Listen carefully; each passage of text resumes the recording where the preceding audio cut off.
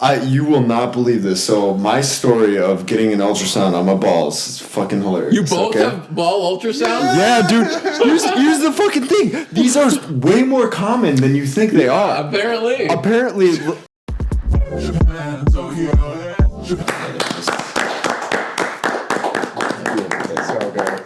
It's a beautiful thing. Okay, ladies and gentlemen. Welcome back to the Almost Spicy podcast. Today we are joined by PHIB. Yeah, give it a clap all around. Thank you. Before the cameras came on, we were talking about the 1990 Olympic torch. That's right. Can you kind of bring us up to speed on what you're working with? I have the 1990 Summer Olympic torch. And that's fascinating. Wow, yeah, thank you so much. Shit. Yeah. How did you acquire that? Yeah, we kind of just want to get right into it. I stole it from my dead grandpa. That's a clip. legit. Yeah. You know? I was moving all of his stuff, and wait, is it really stealing if they're dead? Legally, I think you might have some challenges there. yeah, honestly, it kind of it's like squatters' rights. You risked it all for the 1990 Olympic. Summer Olympic. Yeah. Okay. It's better to say it with a slight Brooklyn accent too. The 1990 Is that where it was? Summer Olympic torch. Is that where it took the place? Olympic torch. What are you talking about? Honestly, it says Twin Cities. I think it's not even like. Is that just a fuck? Are you a fraud? It says the Twin Cities Festival, Olympic Festival on it. It looks official though. Does it have the rings on it, like the rainbow? Yeah. So, it's official. So who knows what it actually is? Ladies and gentlemen, I'm gonna start it on fire this year, run it up and down. I'm sorry I didn't bring it here today. Yeah, you said you were gonna bring it. I woke up and I was like, no. Yeah. Can you imagine he came with it like lit like ran all the way. That would have been crazy. And then just like lights this candle and then just puts it out. Just like that would have been badass, man. Do we have a candle going? No. Oh man. It's like fully hollow though. Like you have to like screw in a thing at the bottom if you're gonna light it up. I don't know. Really? I think they just doused it with. I was gonna say it must have like kerosene or something. I was gonna like a Zippo kind of. Yeah, because like one small breeze and you're not lighting right? You're not starting no Olympics with that. How many Olympics did the torch go out? Before they're finally like, hey guys, we gotta come up with a better plan. We were supposed to have our first Google guy, somebody who's gonna be here to Google. Fact checker? Yeah, fact checker, but he didn't call his brother, so he's probably asleep or something. Yeah, ladies and gentlemen, we have PHIB on the podcast today. PHIB, you are a visual artist, collage maestro, wine connoisseur, mullet bearer, holder of the 1990 Summer Olympic torch. And you're also a producer, a music engineer. Yes, I am. Wow. We got a lot to talk about here. Wow. So when did you start painting? Like 5 years ago. At the same time as the collage journey? No, I've done collages for like 9 years now. 9 years on the collage. That's beautiful, man. And shout out myself for being able to have an album with one of your collages. Shouts out Francisco. I got the licensing from Fibbo for my first record, man. Shout out 4 p.m. Sir Lucius with that Phib artwork. That's actually dope. Shrimp Nose discography covered in your artwork. Yeah. Scrolling through my SoundCloud likes is hilarious. It's just like licensed work and commissioned work. Yeah, man. I just did Shrimp's new album artwork too. Seriously? Yeah, it's more graphic design based because he sent me a picture that's like impossible to work around with collage. Oh, okay. But I got creative and put on my graphic design boots. Dude, did you take classes for anything? Is everything self-taught? No, I went to school for economics. You went to school for economics? That's beautiful. I hated it. Did you? Shit, I Did you would learn too. anything? Most of the stuff that I learned in economics, I had already known from playing way too much RuneScape. Jesus. Yeah. The basics of RuneScape is actually just the entire economic. It really is though. Like there's some things where I was like, the folly of this man is something that I've learned when I was 12. I've done this before. Exchange. Yeah. Dude, that's amazing. Though. Like that's actually like mind baffling. Like just think about it. You could be a Harvard economist and RuneScape could pretty much put your entire career to shame. Honestly, No, for real. And then at the end, when I graduated, my advisor was like, if you ever want a career in economics, before your interview, just read the last 3 issues of The Economist. And that was the most valuable, really, like, just to be up to date got throughout my entire college career. That's insane. I mean, the best thing that happened to me in college is I met Vontae and started making music. Yeah. Hated economics, didn't want a job in it, so I made as much art as possible to avoid getting a job in it. Hell yeah, dude. Shout out Vontae the Hippie on the Spicy Vontae. Podcast. He'll be on here soon. You better. Yeah, man. Can you bring the mic a little? Vontae, you better be up here, man. Perfect. Yeah, I always tweak about that, but it picks it up, man. Or if you want to go handheld, you can go handheld too. Don't give him that. Don't give him that. No, do whatever you want to do. This is a rivalry. People know. Everybody watching I know how to engineer, like I can get the proper distancing. Yeah, no, I think it's perfect. I wanted to, so you got a bachelor's degree in economics? Yeah. And that ties into, and people don't know, and I'm just going to put your business out here. I feel like you are a very savvy person when it comes to economics because of the way I've seen you sell your art in the crypto space. You're a big Solana guy. A little bit of Solana. You went to what works, right? Kind of for what you saw people doing. You made some decent money on Web3? Kind of. I don't know, man. The crypto Web3 space is just a shit show. Yeah, kind of. Yeah. Like it's a cool community full of cool people and a lot of supportive people. And space where a lot of people made a lot of money, so they want to throw around a lot of money because they don't know what to do with it. They don't want to cash it out and pay taxes on it. For sure. So they invest in art, gamble it. It's a fun little, like, degen space. I mean, it really is. Like, Solana is pretty degenerate. Like, They love the casinos and, like, the PFP projects that aren't, like, the generative ones. Right. Yeah. I probably should have just went into Ethereum, but I didn't want to be called an eco-terrorist. Yeah. I don't know. Like, I didn't go full-fledged into it. I was always, like, half-footed into it. Yeah. I did fine. And, like, if any Solana homies are watching this, I'm not dogging on Solana. But it is very useful. It's very fast. Yeah. That's my elevator pitch for Solana. It's new tech. It's kind of dope. And we wanted to talk a little bit about what the U.S. government is launching right now with the Fed Now, their own kind of Cash App kind of instant payment thing. That the Cash App creator actually just died 2 days ago. He just got stabbed in San Francisco. And then the government launches this Fed Now program. It's supposed to go live July 1st. 24/7, 365 Are you suggesting that this is a conspiracy? No. I would never say anything, ever, on this podcast about anything. Oh, yes. Ladies and gentlemen. This is not a place for controversial topics. Welcome back to the Easter edition. We're only called Almost Spicy. Yes, welcome to the Easter edition. To close off on that, I do want to say that the government, Pentagon, has actually now declared decentralized currency national security threat. And that's how they get you, and that's how you end up, in the bottom of a submarine with a weight tied to your ankle, I cashed out all my crypto when the banks were tanking, and if I invest anything back into it, I'm just going to invest back into Bitcoin because that's fully decentralized. Yeah. And the government has said that, like, it's so decentralized at this point, they can't do anything about it. Which is why they're trying to call it that national security threat, man. Solana, Ethereum, every other L1, L2, they all have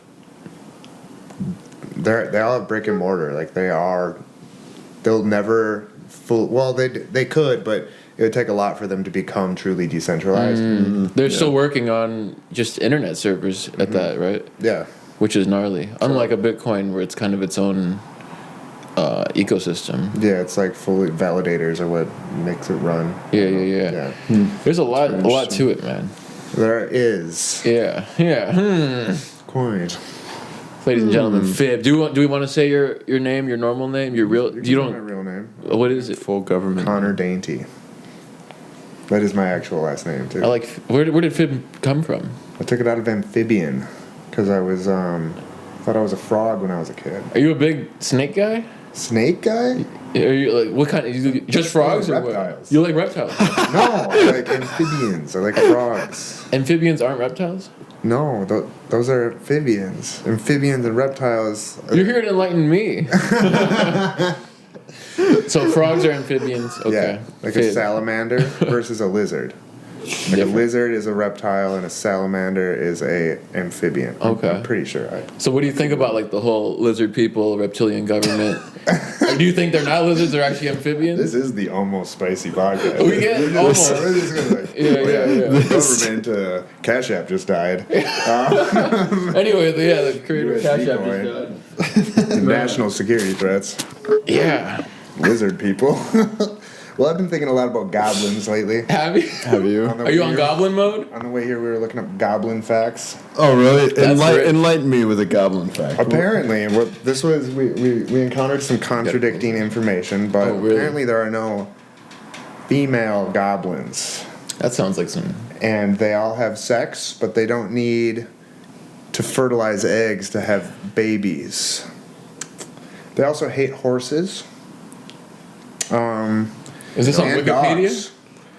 No, it was probably like goblinfacts.org. Some website that hasn't been updated since 2006. Yeah, they only hate horses is because like they're taking all the ketamine and they want the ketamine and they're like jealous.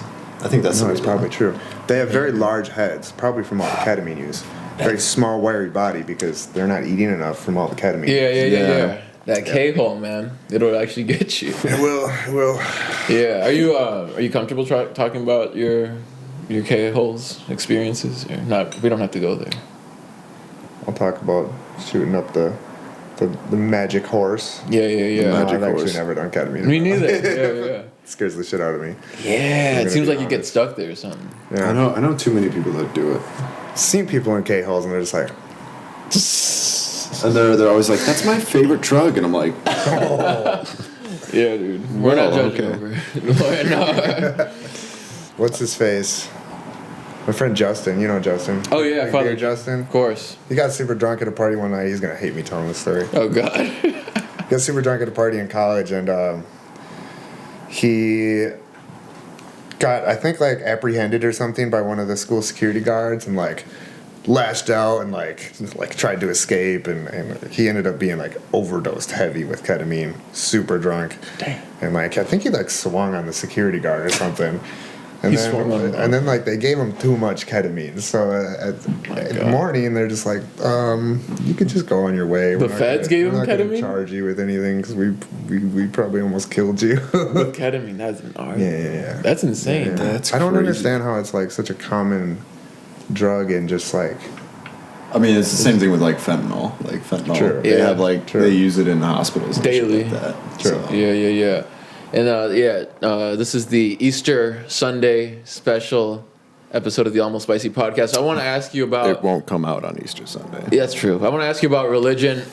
And are you a religious person? No. You're not a religious person. So you're a young man in the United States. No, he's an amphibian. Why would he be religious? They say that religion's going. They say people are caring less about religion, God, heaven, and more about money today. What do you think about that? Do you have any spiritual kind of vibes? Or what do you think? Like, what do you think? What's up there? I mean, what's up there is in like what controls the earth, or I don't know. Yeah, like I don't know. Why we're here, type shit. Do you believe in consciousness, like universal consciousness? A spiritual connection between like people, plants, the earth, the cosmos. Yeah. But like, I feel like it's not to be understood. Maybe. Okay. It's fine that it's not understood. Yeah. I don't believe in like the fear of God and like this one magical being that can strike you down. That strike everything. Yeah. And that if he created anything on the earth, he made mistakes. You know, everything is like right in its place. Monkfish. What the fuck are monkfish? What the fuck are monkfish? What are monkfish? What's a cuttlefish? Really? Actually, somebody looked that up. They're the most ugliest fish.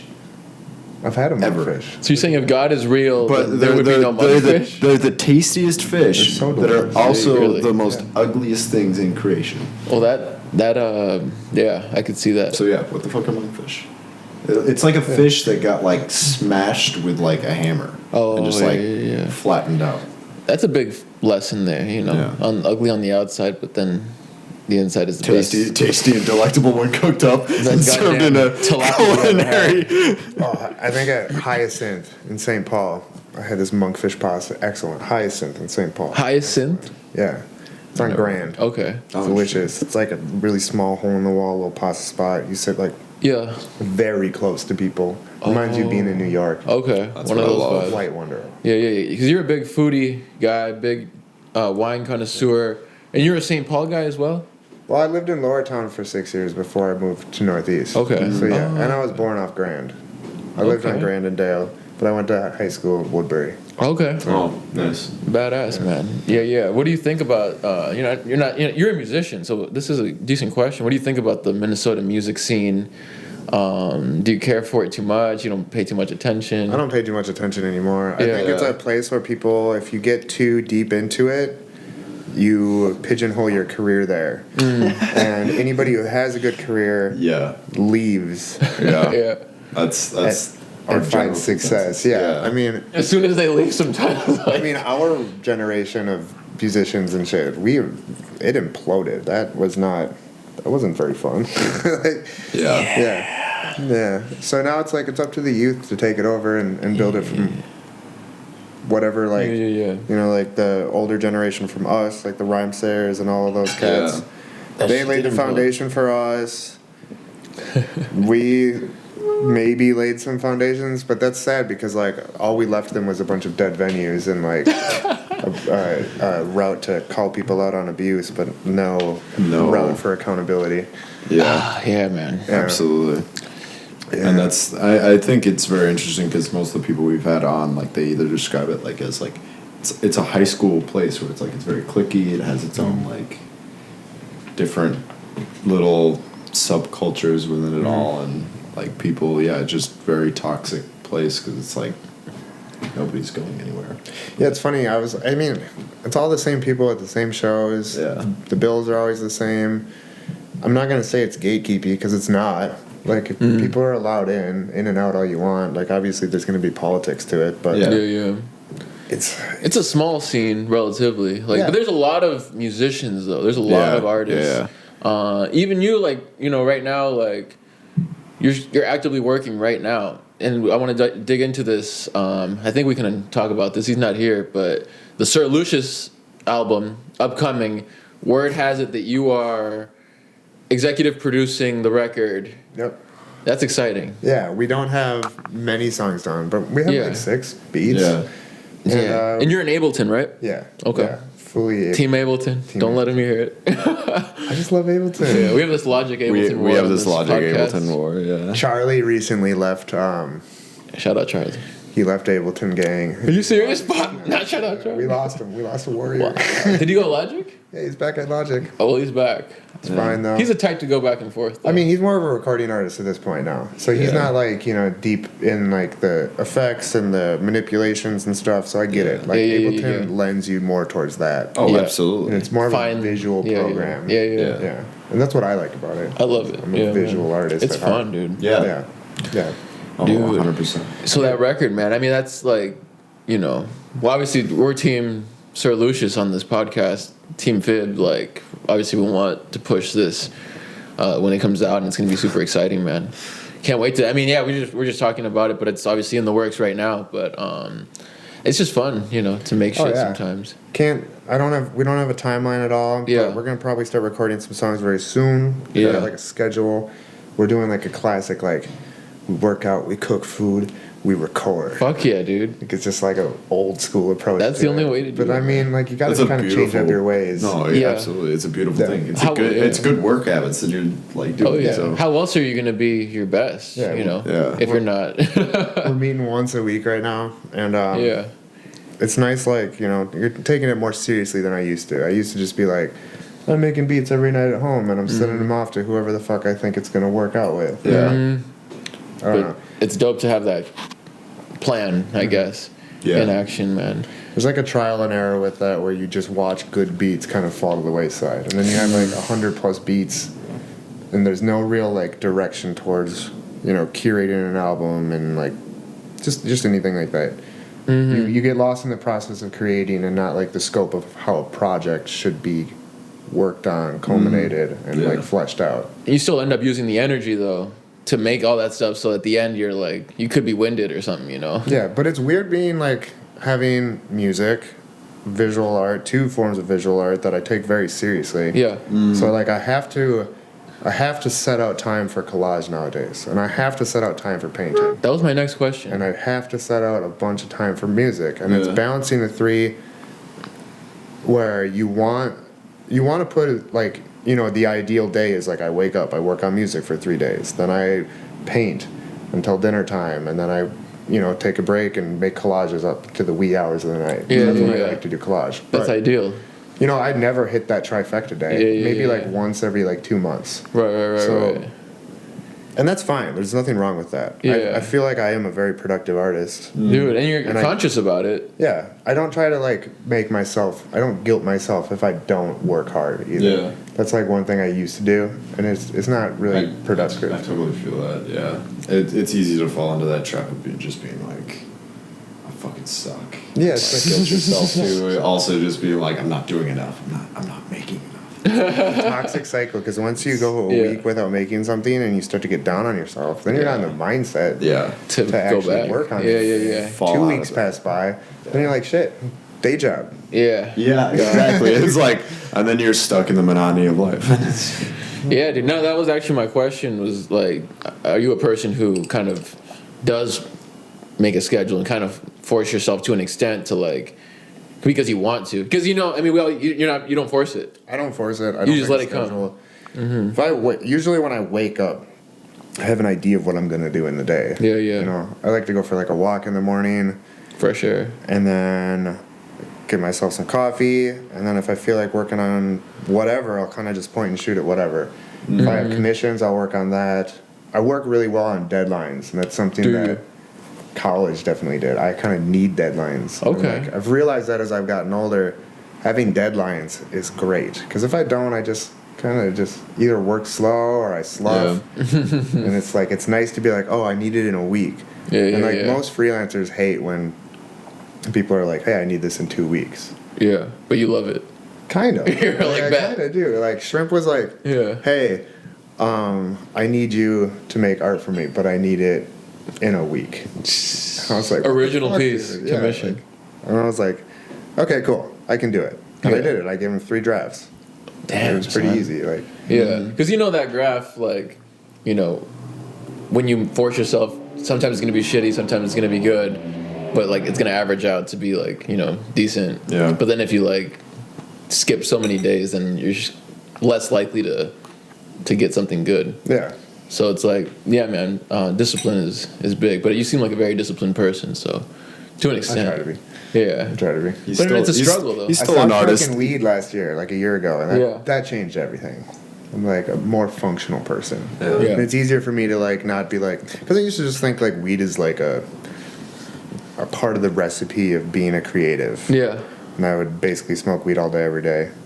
And then I would be very antisocial, and like I wouldn't have like the grips on kind of taking more control in my life. Mm-hmm. Yeah. And now it's easier just to be like, okay, like need to do this, make better decisions, be more executive with things. Mm-hmm. Yeah. Otherwise, shit doesn't get done, man. Yeah. No, it doesn't. You know, if you don't do it, nobody else is gonna do it. Yeah, and I would be very avoidant of like messages or responsibilities. I'd be like, oh, well, I'll get to that if I'm in the mood. Yeah. Which is how like the it's kind of how I got into being a creative, where I thought like, oh, when the mood strikes, I'll make it. But then it's like it kind of translated into the idea of that weed is a part of the concoction. Yeah, it's like a tunnel vision kind of thing. Yeah, it really is. I mean, I wouldn't respond to DMs and messages for weeks.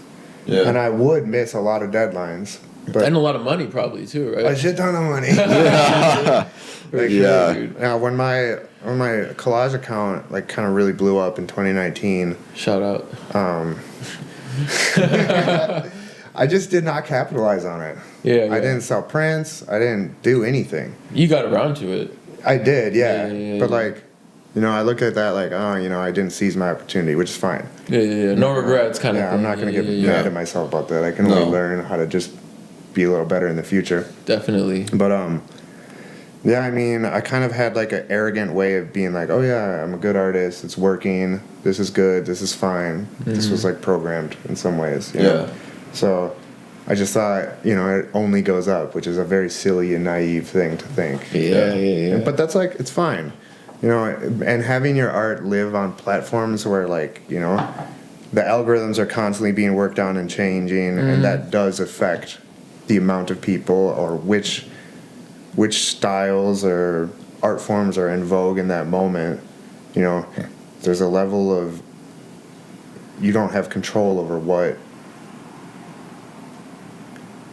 avenues and what places your art's going to end up. You know? Or where it's going to end up, Yeah, so it's like, you just got to like be true to yourself and think more about what your audience wants from you, and less so being like, oh yeah, go make reels because that's what works now, and like, you don't have to do that. You do whatever you want. Yeah. Just do it with conviction. Be consistent with it. Yeah. And it seems to consistency is always the key to just any type of success. It's just, no matter what, just keep doing it. Definitely. And I do say that as someone who's made 3 collages or 4 or 5 collages this year. So like, I definitely. Is that a lot for you or no? No, that's like an insanely low amount. And you say you work best at night into like 3 a.m. Type vibe? I like started to develop a feeling of collage where it's like, it felt like work. And like, I had a lot of commissions over that time, which was good. Yeah. But like, I would sit down at my desk and just have this harrowing feeling like I'm like back in college working on like an essay. Jesus. So I like had to like rethink my approach, just take some breaks and like just kind of like wait for myself to just kind of feel more comfortable, maybe do collages in different ways. I did some commissions that were really fun. Like I just had to take the pressure off myself. And like, I used to like be like, oh, well, I have to film my process and make a time lapse and do all this shit. It's just like behind the scenes for the followers. Fun. I like to watch little YouTube videos or listen to music, and like, I need my phone for that. And like, it's not. I don't know. It's not. It's not natural. And if you're focusing all that, of course, it takes away from the entire process of everything. Makes it less genuine too. Absolutely.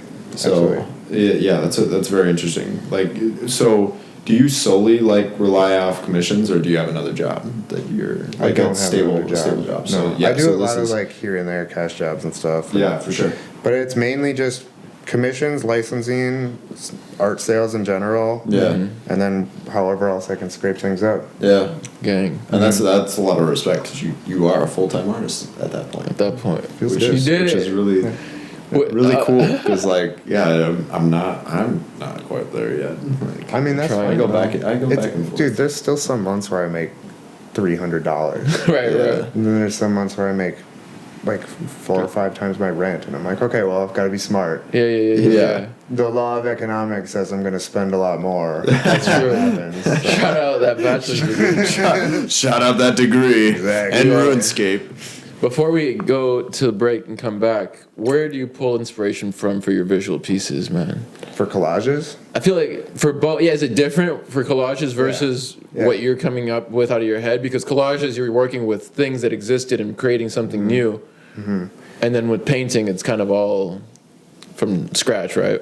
Yeah. So with collages, when I first started out like 9-10 years ago, I only started making them because I needed cover art for my songs. And I was pulling inspiration from Eugenia Lowley, who is like a really like big classic Pinterest collage artist, and Mr. Babies, who is really good big artist as well. Okay. A couple other collage artists. I was just like, oh, this looks really fun, cool style. I feel like I can do this.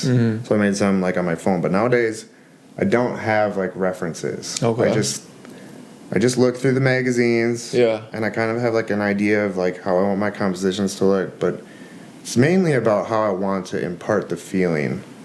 It's like you'll notice like my little characters are very like specific on like their posturing, and they're like, they're never going to be forward facing, and if they are, you're not going to see that. Like, I want you to be able to put yourself in the collage. It's like a silhouette at that point.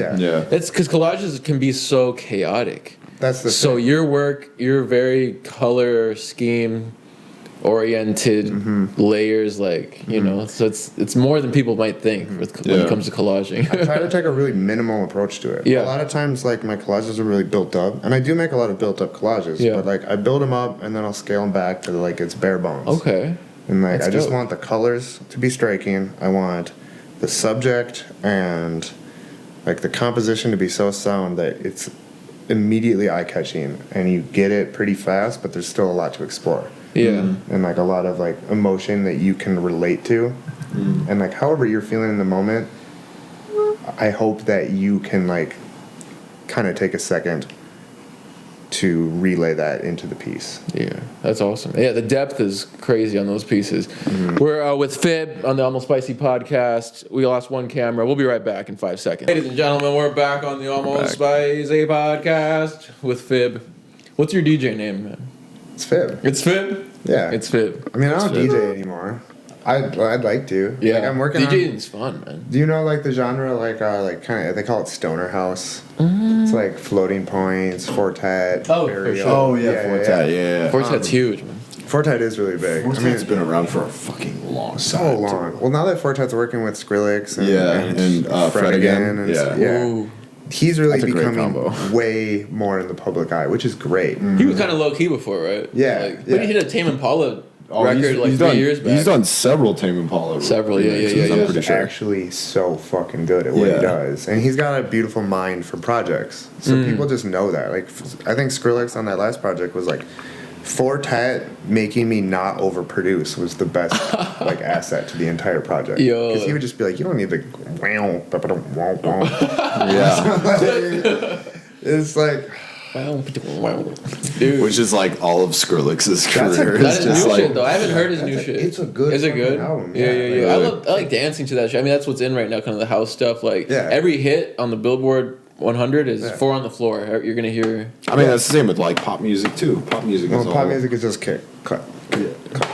And 4 on the floor, bro. If you add the kick under the clap, then you have house. I mean, blah blah blah. But that's what's in right now, bro. Beyonce, Drake putting out these records, like the house records, man. Me and Shrimp are working on a house project. Seriously. Yeah, we got only one song, but we're gonna do like dub plates where it's like 2 to 3 songs per drop. Oh, sick. Yeah. Are you on DistroKid or how are you distributing? Or I guess he's distributing. It'll be DistroKid. Yeah. Shrimp's. He's a master, man. Yeah, we're gonna figure it out. Yeah. It's gonna work. Yeah, it'll be good. Our intro is a house song on this podcast, so you know we're with the kids. I would say we're not with the kids, but we're. I would say listen to Floating Points too. Big shout out to Floating Points. He's a Floating neurosurgeon. Points. Yeah, I'm gonna write it down. Neurosurgeon. Classically trained pianist, like very good. Floating Points. I like to write down what guests recommend. Floating Points was huge for me. Like, big change over the last year listening to his music because he just has a certain polish with the genre that like you don't hear like at all. I really want to hear it now. It's a fairly encompassing genre, but I don't know. A Floating Point song just really stands out. Yeah. Basically, the idea for me and Shrimp is to try to hit some level of that pocket that very old Floating Points and Fortet kind of hit. Hell yeah. So what's your like That's exciting. main inspiration for like music then, like in general?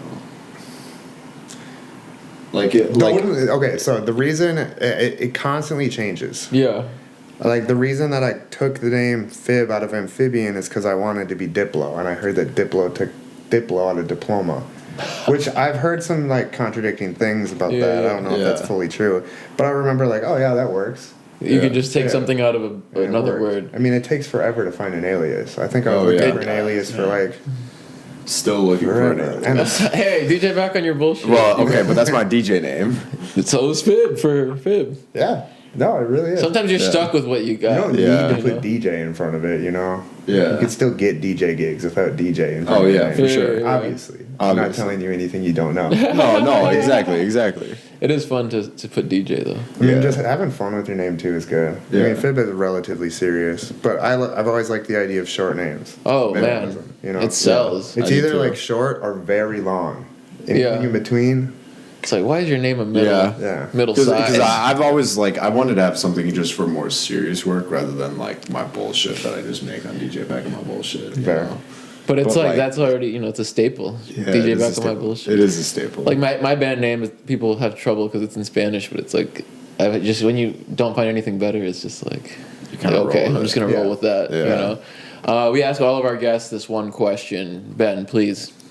Okay, it's a very simple question. It revolves around one thing. It's one question. This is for a super cut. Aliens. I'm thinking goblins. Yes or no? Goblins. So goblins, it's a yes. That's a yes. Between goblins and aliens, who do you think would win? Did you just ask us a question? Yeah. Interview's turn. Holy fuck! I was not ready for this. He threw down the Uno reverse card. Yeah. Think quickly. They're both 3 feet, right? 3 to 4 feet. I'll be honest. I feel like goblins would low-key win. I feel like goblins have this like one up where they're just like, don't they like make their own like armor and shit like on a crazy level? Yeah. I don't know. I don't think we were on camera when you said that you were researching goblins on the way to this podcast. So how tall are goblins? Don't dox me, okay? Yeah, don't dox me, bro. I'm doxing every guest, bro. I'm always saying crazy shit. All right. All right. It's facts. How tall is a goblin? I don't know. I thought you were doing research, man. That never came up. All right. But let's say. I'm going to guess quick. around 3 feet. Yeah, I'm going to guess. But like, you know, so we need Mark. Back in the day when everybody went through their like alien research phase. Yeah, back in the day, in last week. Were you an Ancient Aliens type of guy? No, I didn't like Ancient Aliens. It's a shame. Yeah. But I remember me and my friends watched that one video of that guy who worked for NASA at like the underground base. Yeah. Where he got cancer and then he's like, I'm gonna die soon, so I'm gonna air it all out. It was called, I forget his name. Yeah. Big interview. Big on his deathbed. Yeah, it's a big one. He had died, pictures, right? He died like right after. I don't think he had pictures. He may have had pictures. He was showing, I think. It's he like might have showed the autopsy. 7-part series. Oh, okay. Yeah. There's a lot of proof out there, man. There's a lot of autopsies, there's bodies, there's ships underground, reverse engineered, our own military craft that are just replicas of alien craft. A lot of stuff is actually going to be public this June. Washington, D.C., there's a big event. Shout out Dr. Stephen Greer, bringing the truth to the people, man. You can't fall for the false flag alien invasion that the government's been planning for 70 years, man. It's pretty crazy. 70 years. 70 years, man. Free energy, they've got it. It's like free energy, bro. Free energy?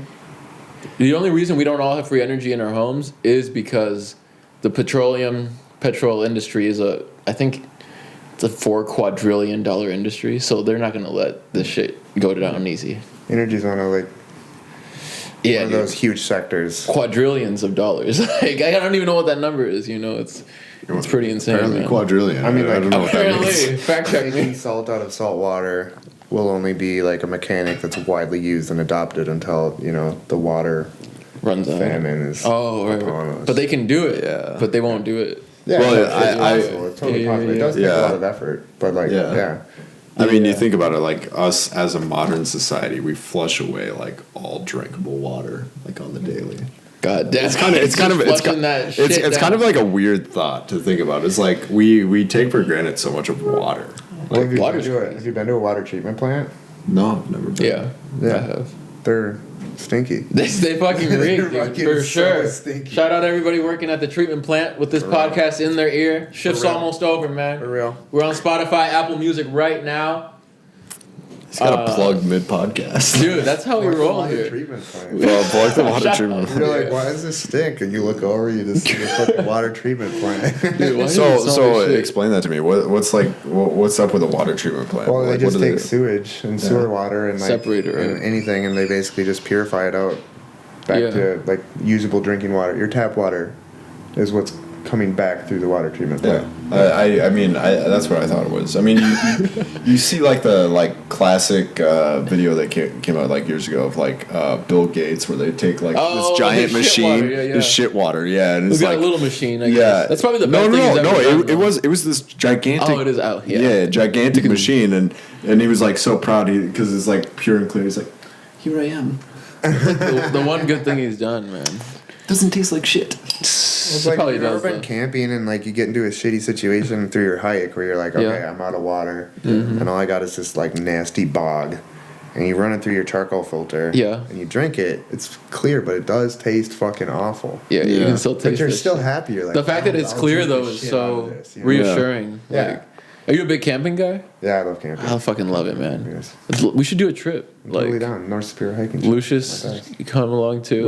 Where's your favorite place to camp? I'm not gonna put that out on. I don't want people to go. Yeah, see, gatekeeping. We got a lot of gatekeeping. That's fair. Keep the trail. That's fair. Gatekeep the trail. Well, okay, you don't need to. Not the trail. But Minnesota. What about like a park? Like, what's your favorite park to? The entirety of the North Superior hiking trail. Really? North Superior. Yeah, okay. So it goes from Duluth all the way up to basically the border. It's like 270 miles. Damn, son. Yeah, it's great. So, have you done most of the other parks or? Not a bunch. I want to do more of the Gunflint, which is off of Grand Marais, and it goes up maybe to Ely. I'm probably wrong, but yeah. It's like shout out nature, man. It's great. Do you get a lot of your inspiration from nature? Yeah, of course. My collages have pressed flowers in them. I make flower pots. I was gonna say his collage for his album. I mean, that's very like nature. The water deal. I mean, that's an older piece too. Yeah, that's a super old piece. For today's standings. 2023. I mean, all the books that I go through, they're nature books. They're landscape photography. There's street photography books that I have a lot of. But mainly I have National Geographic from 1930 to 1980.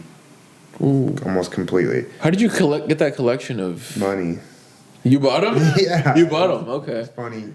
Yeah. I mean, the prices of them on eBay were slowly going up as I would buy them. Gnarly, dude. Yeah. I used to be able to get them for like $10 a year. Yeah. Now they're like $25 a year, $15 shipping. For subscription? Yeah, and like collage has gotten a lot more popular. It's fine. It's not like I did that. Right. Yeah, and I don't know. You have a pretty big influence. I did buy a lot, though. You might have done that. What about, can you tell us about your, and I always mess this word up. I'm going to go for it. Terrariums. Yeah, terrariums. Tourettes. So I got a lot of houseplants. Yeah. And like I love botany. I love like identifying trees, plants, flowers, and everything. Sick. You have a few apps on your phone. Don't download the apps. Most of them are just data farmers. You can just take a picture of like that Dracania. You could just take a picture of that with your phone. Yeah. Go into it. Did not know that's what it was. Pull up, and it'll say look up plant. On the iPhone? Yeah, you can do this with artwork too. You don't need an app? No, bro. It's just, I don't think I have that update, you can take a picture of these New Yorkers or like the photo of New York City and pull up, and it'll say look up painting. What? You can do that with some bugs too. No, bro. I have not. Are you sure? Already has this. What? Yeah, you take a picture of your ginseng right there. Yeah, like Google Lens. Google Genocide. Shout out. It's a producer. It's not working. Oh, wait. I'll try it later. It'll take a second. But yeah, you just take a picture of a plant. Having a flower helps because that's like the easiest identifier for those plants.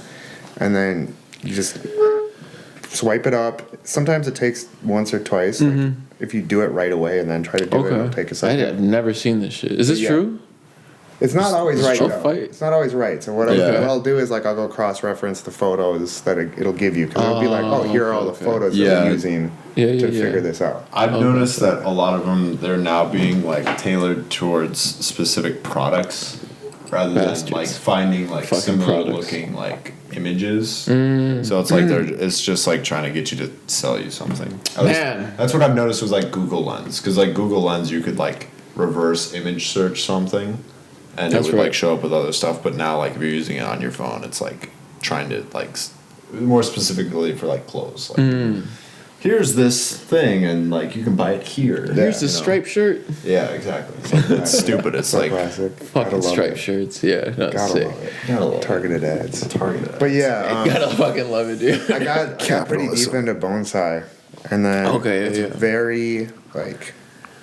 You know, in the summer you water them up to 3 times a day. You got to do work on them. You got to prune them. Each tree wants like a different cycle, so you prune or repot in a certain time of year.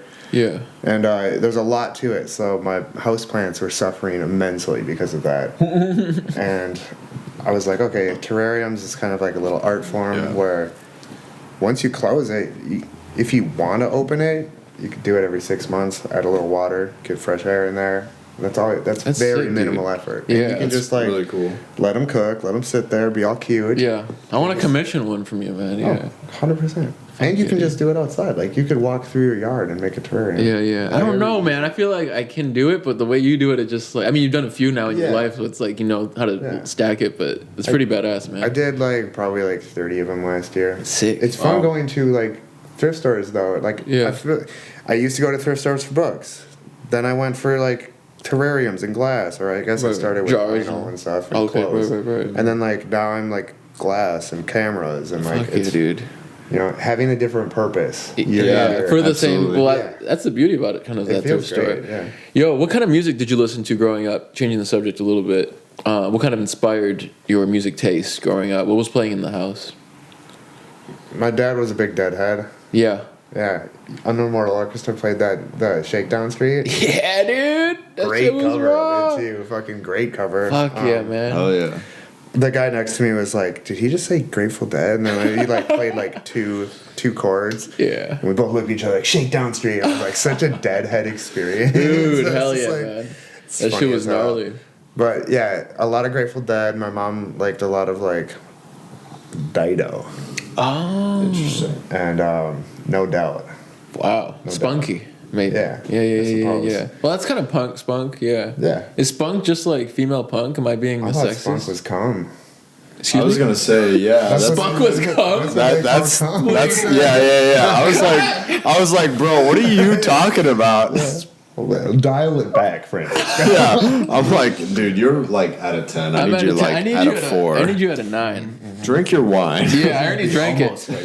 Almost spicy. You got spicy real fast. We got a special request in a few seconds, but I just want to touch on a few serious notes. We're talking, and you don't have to comment if you want. We're just talking about Clarence Thomas, Supreme Court Justice, accepting bribes from a GOP billionaire.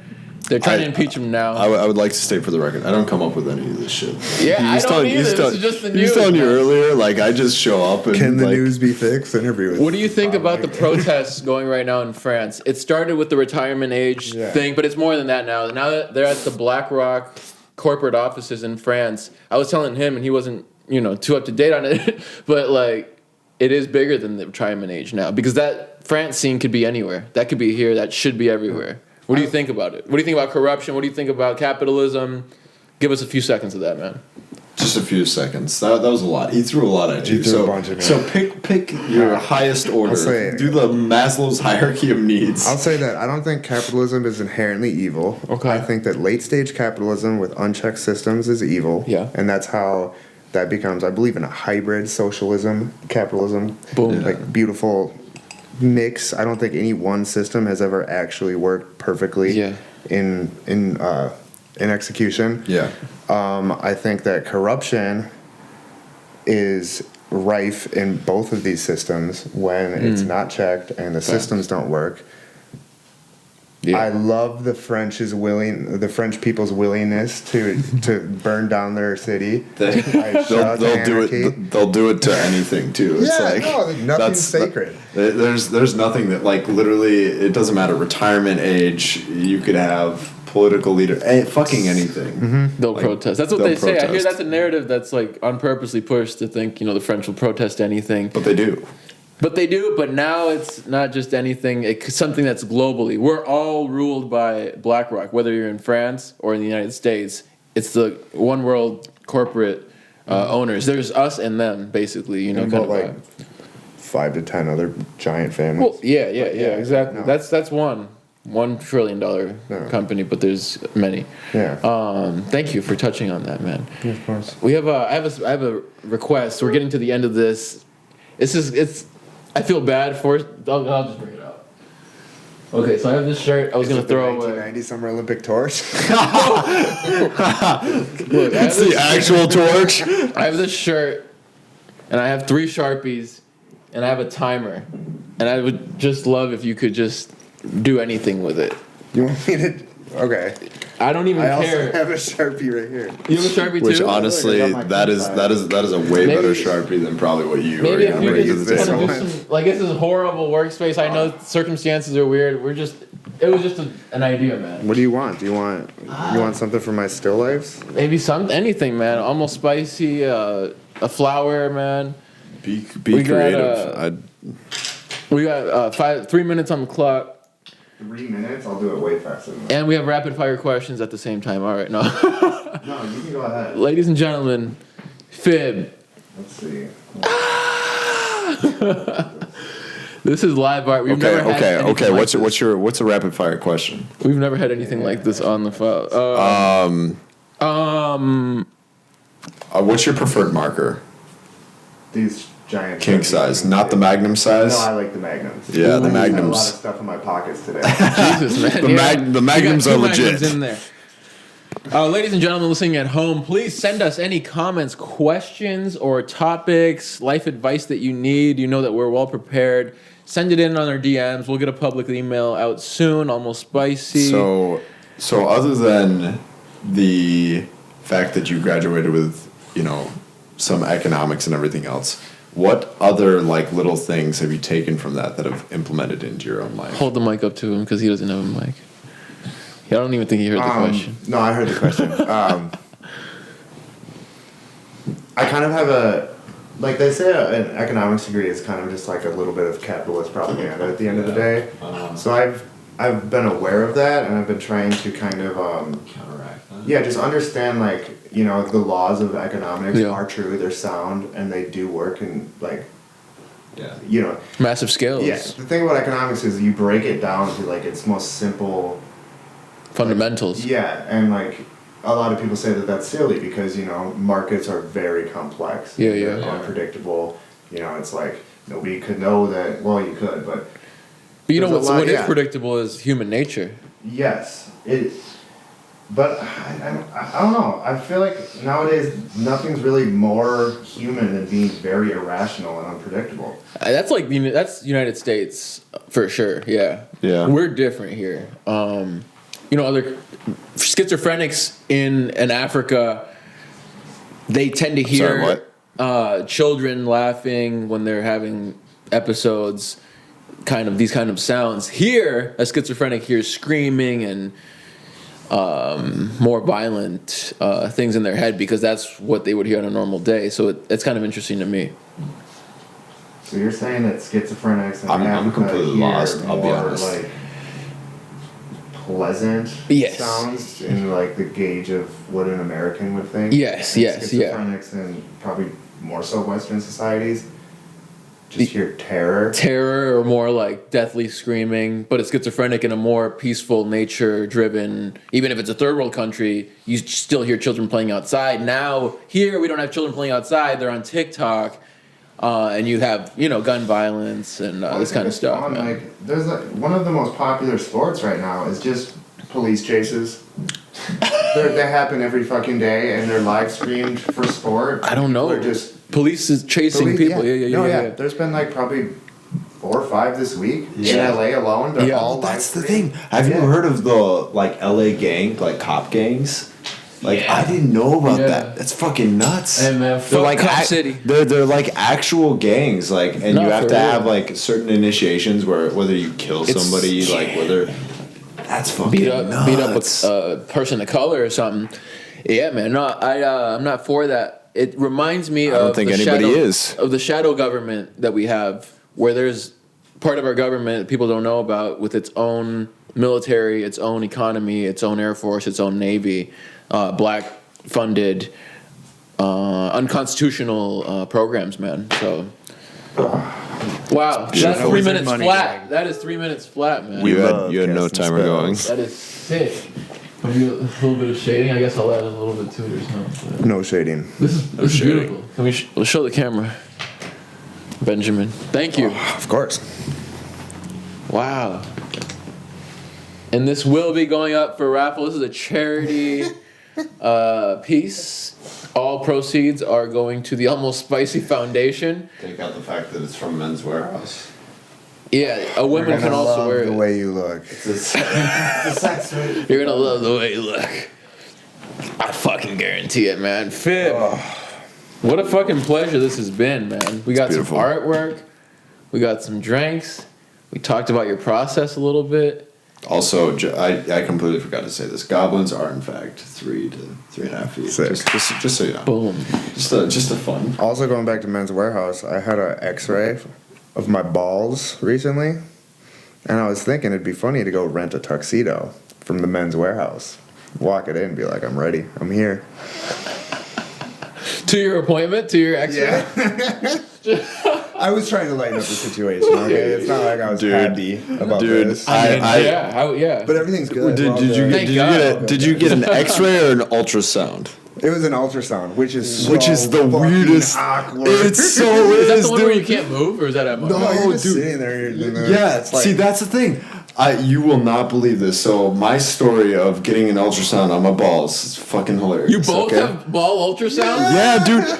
Here's the fucking thing. These are way more common than you think they are. Apparently, I was told by the nurse that she does more ultrasounds on guys than she does pregnant people. Oh my god! And I was blown away. I was like, "What do you mean? This is like specifically for this." But that's gnarly. Is there like a little holster? No. So it's the ultrasound thing. Yeah. So like. Yeah. This story is like really fucking funny because I go in and I'm like kind of like weirded out by the whole situation. Sure. It's 8 a.m. You're fasting. Yeah, exactly. You don't even need to be. Early, yeah, you're fasting. Don't even need to be. Early in the morning, I'm like sitting in the waiting room, like waiting, and like an older nurse comes out. I'm like, okay, thank God, it's like an old nurse. She knows what she's doing. She knows what she's doing. Like, I'm not like concerned about it. And like, I'm waiting there. I'm like sitting there. I'm on my phone. I hear the name. It's like Benjamin. I like look up. I kid you not. She was probably my age, if not like, and she was really fucking attractive too. And I was just like, you gotta be fucking kidding me. God, like, and of course, like through the entire thing, I'm thinking like I could run into you at any point. I'm like, you've seen my testicles fully. Like no, I'm sure we've matched on Bumble. It was just like it was just like the. I mean, granted, like I was just like whatever, just like sitting there. No, a ultrasound is really fun. Ultrasound. That's the name of this episode. Did they give you warming lube? Yeah. Well, you don't want it to shrivel, right? They didn't tell me, and I was just like, "Yo, this is like really hot." Like, and she's just like, she like stops, like she like taps. It's like it shouldn't be, and she like pauses. She's like, "Oh, it's the warming lube." But like, you should have led with that, like before you lit my balls on fire. Say anything about the lube, and you're getting lubed up, and then you're like, "Oh, this is part of this." Like I thought we were getting along. I thought you heard about the pod, man. Yeah, I was cracking off bits. I was like, is it a boy or a girl? Well, you're like, you have 3 balls. That's what they said. Yeah. Well, and there's a part of it too where they like turn on the sound so you can hear it. And the inside? It's just the blood flow that's going, and it's just like blood, brother. Really? Oh yeah, I got. I'm an audiophile, actually.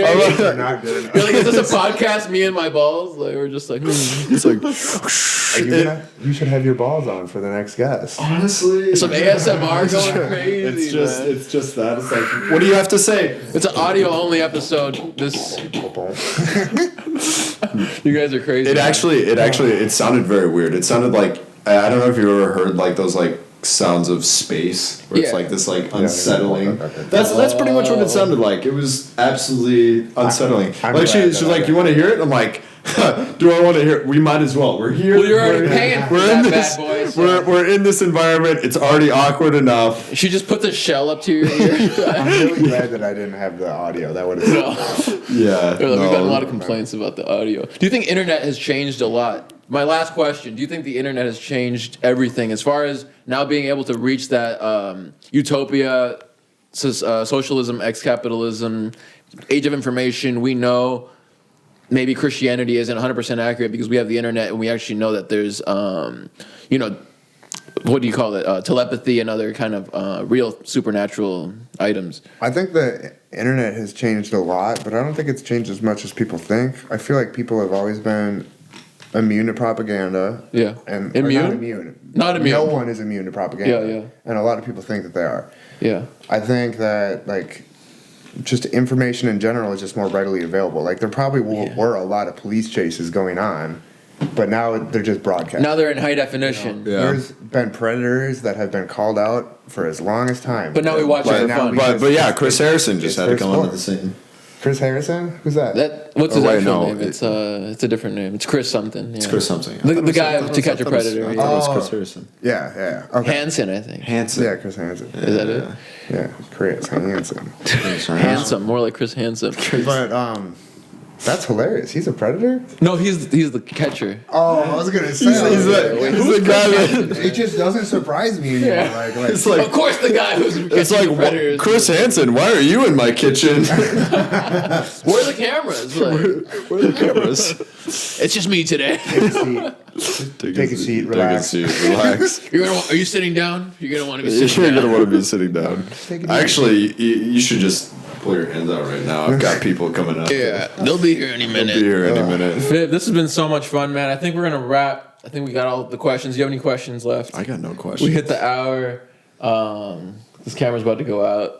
Yeah. Any last comments, Mr. Connor? Thinking a lot about goblins. Yeah. Catch me this summer with the 1990 Olympic torch. Everywhere. Where are we at? Thomas Beach. We're at all the beaches. We're camping. In the comments, would you rather be Yeah. Who's gonna win the fight? A New York rat or a Midwest squirrel?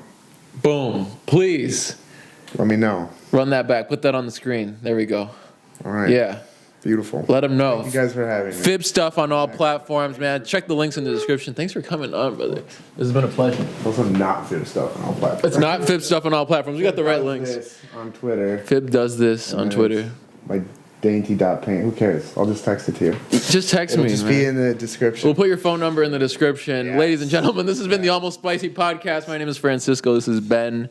PHIB was the guest. My home address is 14. Cut.